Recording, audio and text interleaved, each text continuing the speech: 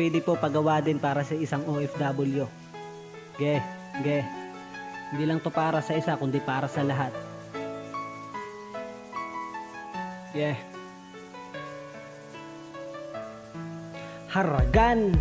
Isa ako sa Pilipino na piniling manayuhan dito sa ibang bansa para lamang matulungan ng aking mga pamilya kahit na medyo mahirap. Bawal dito ang mapagod, kailangan magsumika. Para sa aking pamilya ay kailangan magtiis. Sinantabi ko ang lungkot at ang aking pagkamis. Bawat pawis ko bayad para to sa kanila. Ayos lang magsakripisyo basta kayo masaya. Kaya sana lang naman ay maintindihan nyo, kasi para sa inyo naman ginagawa ko. Minsan kami ay gipit din, meron kaming gasto. Kung di makapagbigay ay wag lang magtampo. Sobrang hirap ng lagay, kung sana ay alam nyo lang. Sana ay intindihin nyo din ang